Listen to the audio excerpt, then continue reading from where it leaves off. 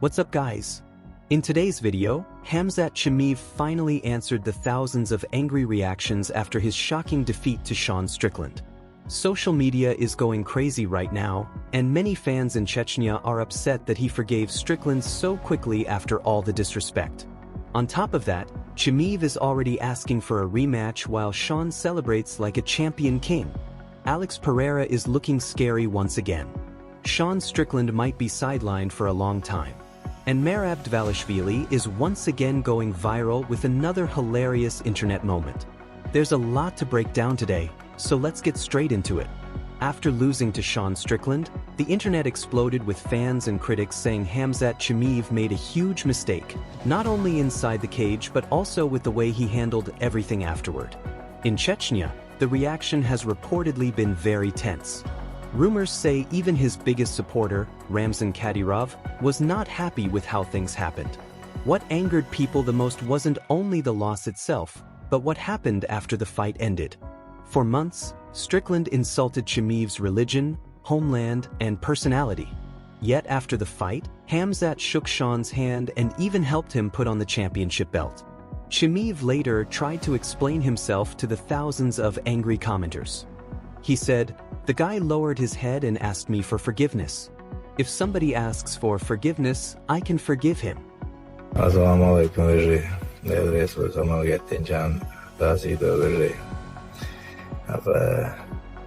Sagat yaşlı kuba, o yukarıda da ama hasta olmuş kokol bu da yazında. Yani o kişiyle yok, motivasyon yok, vay koy da kalıştı. Doğru.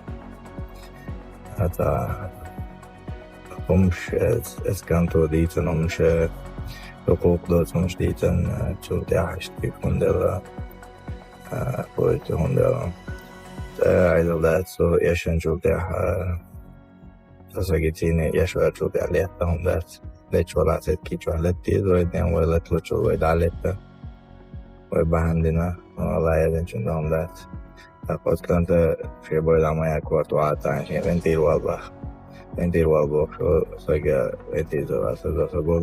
Even though forgiveness is usually viewed as a sign of strength, many people, especially in Chechnya, don't see it that way in this situation.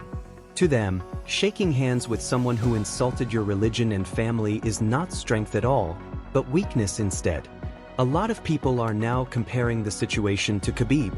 When Conor McGregor insulted him, Khabib never forgave him. And even today, members of his team still haven't forgotten about it. I'm gonna shake his hand after the fight, win or lose, will you? No way. By taking the respectful approach, many fans feel Khamzat never truly answered the insults aimed at his people and his leader. The trolling online has become brutal, with Paulo Costa even posting on X that whatever Kadyrov does to Chimaev when he returns to Chechnya will end up in the history books. Even Ali Abdelaziz, who often speaks for Khabib and Dillon Danis, hinted that insults that deep usually are not forgiven so easily. What's up guys? I'm responding to this idiot who covered the sport. He doesn't know anything about the sport. But I want to tell you one thing. Myself, Belal, Khamzat, Habib, Islam, Kamaru Usman, he only say bad things about us, and we are Muslim. But in our religion, we don't care if you're Muslim, you're Jewish, Christian, whatever you believe in, we treat you with respect, and we do not target people. But this man target people he cannot benefit from. His beef with Sean, of course Sean saw some crazy shit. It's hard to forgive, but if the man apologized, it's up to Khamzat to accept the apology or not, and he did. Did I agree with it? What he's saying, you think he said? Absolutely not. And it ruined a lot of my friendship with a lot of other people who I really love. I'm still mad about it. If the man willing to say sorry and apologize to the whole entire Muslim world about the things he said about them, I understand.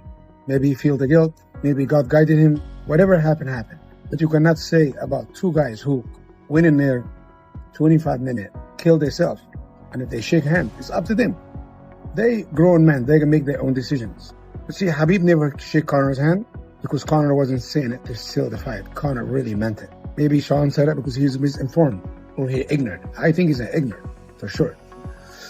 Do I like Strickland? No.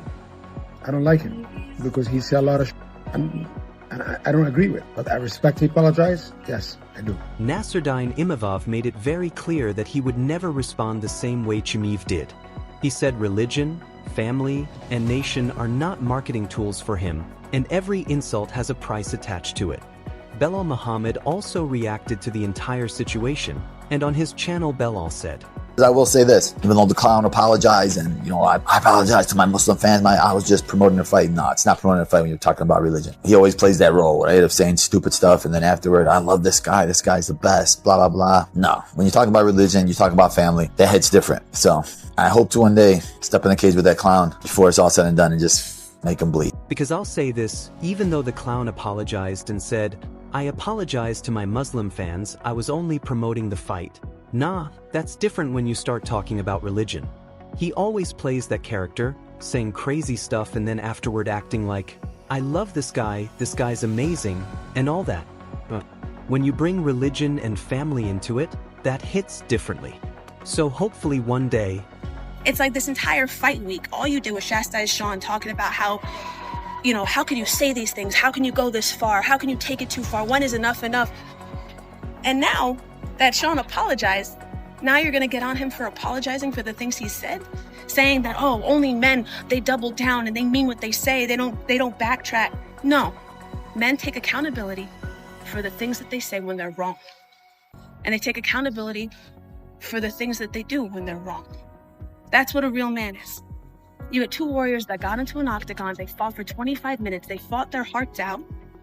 And in the end, you have Khamzat being an incredible sportsman after everything that was said between both sides, wrapping the belt around Sean himself. And Sean apologizing and saying he went too far. And you're mad about that? Even Nina Drama reacted to the whole situation and defended Sean Strickland. This was very hard to watch because I wasn't watching the Khamzat that I know. Exactly. And so it was hard for me to count every round and, and really analyze the fight because I was so shocked at, what's wrong with Khamzat? You get what I mean? You say the that, first round, hold on, let me finish. Good, man. Let me finish. The first round was great. Second round, things took a big turn. And then round 3, in my opinion, after that round was done, I remember checking off my mind, okay, I give that round to Khamzat, I'm biased. 4, I was like, okay, cool. We're up 3 going into 5. And then 5 I blurred. So all to say, I think that he did enough to win the fight. But let's also be honest here. This was the first loss of Khamzat Chimaev's professional career. The guy had just gone through one of the toughest fights of his life. His face looked badly damaged, both physically and emotionally. He probably wasn't thinking clearly at all. After moments like that, fighters react differently. Maybe Khamzat felt that if he refused to shake Strickland's hand, people would call him a sore loser who couldn't accept defeat. Now we're hearing more details about how bad things were behind the scenes. Veteran referee Big John McCarthy revealed that Chimaev's camp reportedly gave him the wrong food during training camp, leading to a horrible final weight cut where he had to lose 14 pounds at the last minute. His brother, Archer Chimaev, confirmed that Khamzat's body basically shut down with only 1.2 kilograms left to cut. They almost canceled the fight, but Chimaev didn't want to pull out and disappoint the fans or the organization, so he still went through with it. By the second round, it became obvious his body never recovered from that brutal cut. Even Khalil Rountree Jr., one of Chimaev's teammates, admitted the fight was painful to watch. He said he barely recognized Khamzat inside the cage and that it didn't look like the same fighter he sees during training. There's some people that thinks that the best fighter always wins, but that's not true. And even though you're the best fighter, you need to fight the best the night of the fight, and you need to prepare yourself the best. There's so many variables that influence that result. I believe Khamzat is a better fighter than Sean Strickland, but that night Sean beat him, and Sean can do it again next time. You know what I mean? That's the thing. Khamzat's brother, Archer, still believes they are far from done. He said they already requested a rematch with Strickland. There's an event in Abu Dhabi this October, and they want the fight there. But Georges St-Pierre believes Sean Strickland already proved he can beat Khamzat Chimaev and might do it again in a rematch. his coach? Who's giving him sound instructions, Henry, of, hey, Khamzat, we need Arman faith. Tsarukyan. Arman Tsarukyan. Another fighter, a really, really good fighter at that, still trying to make his way to the title, is your coach, was your head coach. Who's the striking coach? Who's your MMA coach? Who's telling you, hey, we need to throw some fakes in there. If you want these takedowns a lot easier, you need to throw some feints in there. You can't just dart down and decide, I'm going to stop boxing. I need to wrestle now. Oh, I'm going to stop wrestling. I just need to box now. We need that coach. Can you imagine how great Khamzat Chimaev can still be had he had a coach, a full-time coach, really just working through the phases of being a mixed martial artist? It's just that person that you respect with the utmost degree to say, I put it in your hands. I trust your eyes when you're on the outside looking in, watching what I can do. And I think that trust right there, a bond between Khamzat and finding a coach that can put that together, I think can take Khamzat to the next level. Khamzat doesn't seem like the type of fighter to switch divisions and leave unanswered questions behind. But does moving to light heavyweight make more sense now? If he moves up, the difficult weight cuts disappear, but new problems begin. Will his wrestling still work against bigger fighters at 205 pounds? Can his chin survive shots from Paulo Costa or Yuri Prochaska? After the Strickland loss, every future matchup around Khamzat now comes with doubts. But if he stays, one possible fight is Paulo Costa. And honestly, that matchup would be total chaos. Let's be real, Costa knows exactly how to create drama. He might actually be one of the only fighters who can promote a fight almost as wildly as Strickland. Right now, Khamzat desperately needs a win, any kind of win, to stop the damage. He's expected to face Dillon Danis in a grappling match at the RAF 10 tournament. It's far away from the UFC title dreams people talked about before, but it could be the first step toward rebuilding the image that got destroyed in one night. Another major criticism online involves Khamzat Chimaev's corner. Many fans and analysts believe having Arman Tsarukyan in his corner for such a massive title fight was a huge mistake. One moment that made fans furious was when Tsarukyan reportedly told Chimaev between rounds that he was winning the fight 3-1. In a close and exhausting fight, giving a fighter false confidence can completely change the outcome. Critics believe that advice may have caused Khamzat to slow down and fight less urgently, thinking he was already ahead while the fight was actually slipping away. This started a huge debate online about the professionalism of Chimaev's team. Many believe that if Boers wants to reach the top again, he needs major changes in the people around him. Kamaru Usman even pointed out the issue of Chimaev entering fights without a real head coach. On the other side of the coin, Sean Strickland is embracing his status as a two-time champion. Upon returning to his gym, he was greeted as a hero by his teammates. This is just a replica. The real one's broken in my closet somewhere. I gotta get another feed to it. Yeah. After every L I've got, the fact that I went back and came to the gym is why I have another one of these fucking eyes. That being said, as always, man, I want to thank you guys. I'm pretty fucked up from these 3 weeks off. But I wouldn't be here without you guys. Seriously, Ed, Brad, fucking all coaches would not be here without you guys. So it's not just my belt, it's our belt. So that's it. Thank you guys. Stream on 3. 1, 2, 3, stream. So guys, when I first moved to Vegas, I had an apartment. It was like $1,300 a month. And you could buy, like, you could lease garages for $100. I just couldn't justify it, you know. As cool as I thought it'd be to have somewhere to work on my motorcycles, to keep my motorcycles, I just couldn't justify the $100. So I would just park in my living room. Fast forward, 7, 8 years, here I am in my house, building a custom garage, workshop, car lift, gym. So, man, life is good. Thank you guys. Sean Strickland is all of you. Sean Strickland is the majority of you. You can relate to Sean Strickland. He's more like you than anybody else you see at a professional level. Again, doesn't run a 4.440, was never gifted anything, doesn't come from a fancy pedigree. If anyone's against the odds, if anyone's beating the odds, it's Sean Strickland. Not the story they tell you, the kid in Dagestan, the kid in Chechnya. It's Sean Strickland growing up dirt fucking poor. Sean Strickland should not be here. Not only did he do it, this is the magnitude of what Sean Strickland did. Not only did he beat fucking Izzy Adesanya, who's one of the highest, most elite strikers to ever fucking do it in all of the UFC, in the complete history of strikers in the UFC, that motherfucker's creme de la creme. He beat him striking.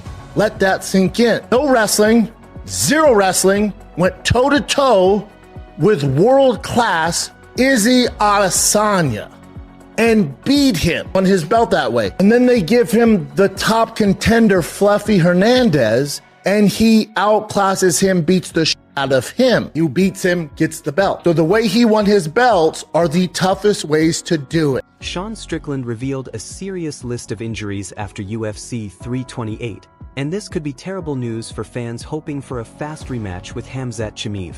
Sean said online that he's dealing with an AC joint separation, a serious slap tear, and partial rotator cuff damage. Even though Strickland joked about simply walking it off, fans quickly realized the injuries might be much worse than he made them sound. Right now, nobody knows exactly how long recovery will take, but injuries like these can keep fighters out for many months. That means Khamzat Chimaev may have to wait much longer than expected for revenge.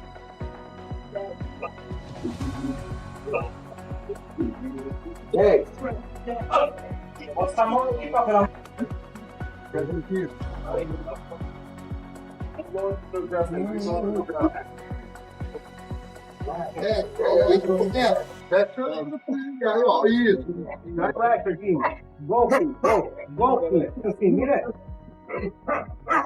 New training footage of Alex Pereira is once again making fans nervous.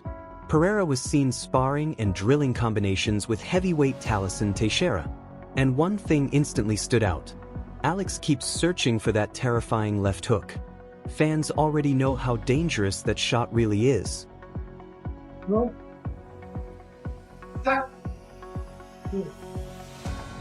45-second rest this time. That's how you do it. Yes, 10 seconds, go. Stay with it. Good. Make it work. Good. Go. 5, 4, 3, 2, go. Despite all the criticism after UFC 328, Arman Tsarukyan has reportedly gone back to training in the garage with coach Sam Calavita. While some fans believe Khamzat Chimaev's recent loss is bad promotion for that style of training, most of it is simply online talk right now.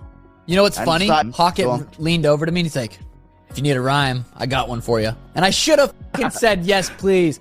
And if I did get asked a question, I had one thing going through my mind when I got up there. I was going to say, man, I'm just grateful to be sitting up here with all these legends. I'm sitting next to the greatest combat sports athlete of all time, Josh Hokett. So I think I would have got a laugh out of that. Out of that. And then I had one more. I was going to say something. Am I right, New Jersey? Because that's what Hokett kept saying. So I feel like I could have got a couple good laughs out of it, but didn't have to. All right, fellas, we're at UFC Freedom 250 press conference. I got Josh Hokett sitting to my right, Alex Pereira sitting to my left with Ilia Topuria. Josh Hokett stands up, starts yelling at him, starts saying "Chama on your mama," telling me he'll give him a golden bath, all sorts of stuff. And I'm just sitting there hitting some long, nice, deep nasal breaths down in my belly. A lot of chaos going around me, but absolutely just peaceful inside. Long inhales, long exhales, nasal breathing. And you know what? It's just a good reminder. Good reminder. Chaos on the outside, calm on the inside, fellas. Chael Sonnen admitted he was disappointed after UFC Freedom 250 because he had several good lines prepared for the press conference, but nobody asked him a single question. What? 5, 4, 7, 6. Wait. Oh no! Oh! Okay, holy shit. I do massage for you. What the hell?